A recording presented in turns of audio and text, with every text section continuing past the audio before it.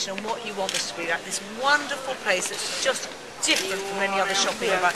Not only do we have the shops, we have the markets, we have a great food venue there, and it's beautiful, and it's quirky, and it's colourful. No, I think we're lucky enough. You are lucky enough. Just where you put your energies in.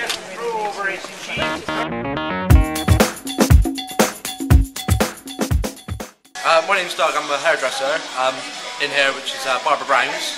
So you've just met Mary Portas. Yeah, she's yeah, in here she's to try and revive Bedminster. What did you think? Yeah, it was good. Like they had a few ideas about what they want to do, about like out here parking, like brightening it up a bit, and just a few ideas and all that. What is it like, running a business on this street? How is it for you? It's all right. It's a nice community, so everyone's like quite friendly as well.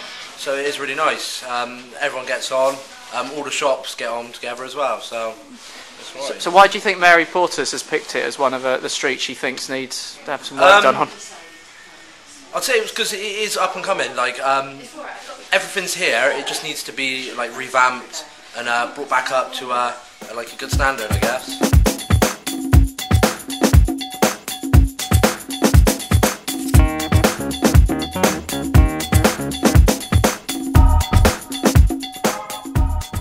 My name is Alex Russo, and I'm the owner of the restaurant, Ciao Italia restaurant here in Bedminster. She came and she wanted to know about the business, how is the business doing, and I say that the business is doing okay.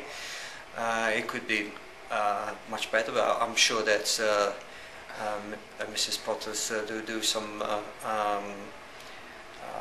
something to make the area,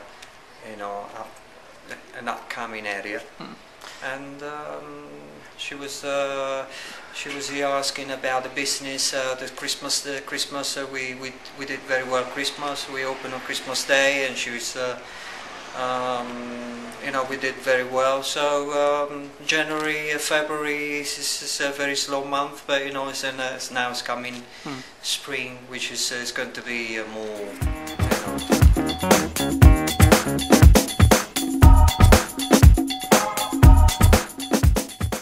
My name's Alison White. I run this place. It's called the Hubba, and it's a place for mums and dads and carers of children, small children, mostly babies and toddlers really, to come, and it's like a refuge really, a safe haven to come with your children when you just want to get out of the house.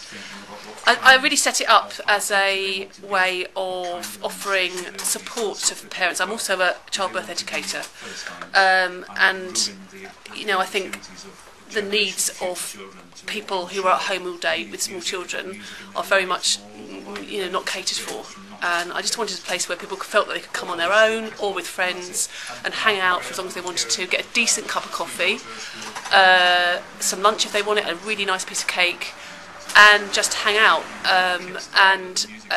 The children are important too, but for me it's mostly about supporting particularly mums, because let's face it, mostly is mums. But we do have dads coming in too, and grandmas and granddads. And you just pay a small fee, £3 to come in, and that includes a drink. And hang out, come and go as you please, and it's really, as you can see, like a home from home really. So Mary Portas just came in. What did she have to say? What did she think of the business? She thought it was amazing. It was great. She walked in, she got it immediately. She was all full of it and saying what a fantastic idea it was. Which, when you're having a quiet day like today, it's quite nice for somebody to come in and say that. And she said there should be one of these in every town, and which has boosted my ideas for franchise opportunities. Fantastic. So what do you think of what she's doing, particularly in this area? What is it like to be running a business in this area? And do you think that the thing that she's leading is going to make a difference?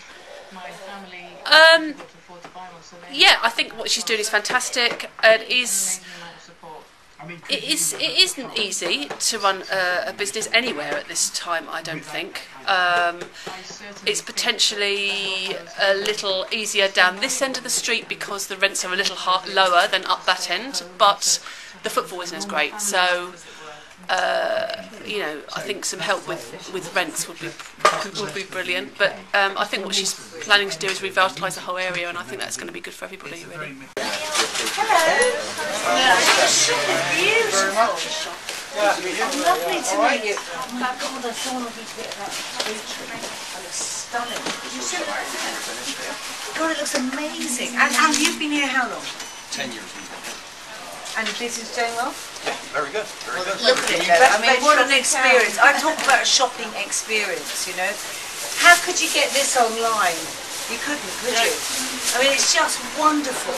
Explain to me, when you say a theatre producer, I run a theatre company in Bedminster, and I've been Yeah. here for 25 years. Yeah. So where you've just had lunch in Yeah. the tobacco factory, there's a theatre upstairs. And you perform there? I started that theatre, I was there for 5 years. Wow. And now I do it in the road. I mean, this project is called Trading Local, and we play high streets.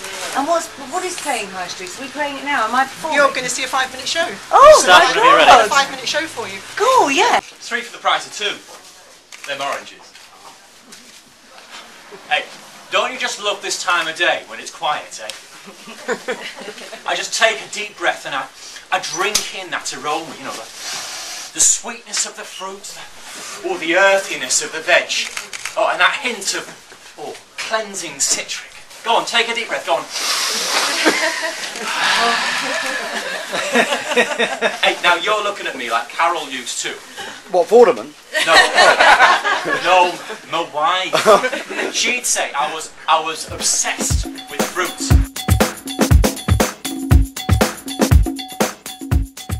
So you've been on tours of your pilots, you're on the tour of the country. How do you think it's going? Generally, I think I'm actually blown away by how far we've got. Even just here in this town today, when they first put their bid in, on East Street they had 8 shops that were closed. They're now down to 3. Now, that's quite amazing. We know we're in hard times, but what I've seen is an incredible creative spirit, but also a real empowerment for people who care about their towns, care about their area, coming together to make change. Because at the heart of this, it's communities and people, and that's what High Street's about. It's not necessarily about the commercial end result. It's about creating places where people want to be. Can you give some examples of some good things that you've seen, some initiatives? Today, for example, I saw a shop, and it's called Hubba, and it's a local woman, and she started a creche, but it's a shop and a cafe. So you come in, all these mothers with their children, they pay between £3 and £5. They can sit in there, have a coffee, they bring in their kids' clothes, they recycle, exchange and buy. Now, you start to create a footfall with mother and children on the high street. You start to get places where people want to go to. Someone will open up a coffee shop next door. Someone will then think about offering a different retail operation next door, because what you're doing is creating different needs for your town. It's not just going to be about shops, it's about a real understanding of the social, health, multifunctional use of a high street in the future. I was in Braintree. They started looking at their parking issues and did 10p after 3. By doing that, they got 50,000 extra cars come into the town in a year, which then made different shops open up because people were free to park there. So already the initiatives are coming through. We've been about HMV, Jessops, you know, all these big boys going out of business. What are the lessons do you think small retailers can learn? You know what? Retail in the future is going to be about 3 key things. It's going to be about the things one can't get online. That's experience, creating real places like we're standing in now, full of art, full of installation art, t-shirts, printing, people advising you, really knowledgeable staff. If you take an example of something like Apple, Apple's successful not only because it has a brilliant product, which we could buy online. When you go to the shop, it's an experience. They have the Genius Bar, you have staff that are absolutely knowledgeable, you go out having learned something. So that real shopping social experience mixed with learning will be the future of the high street.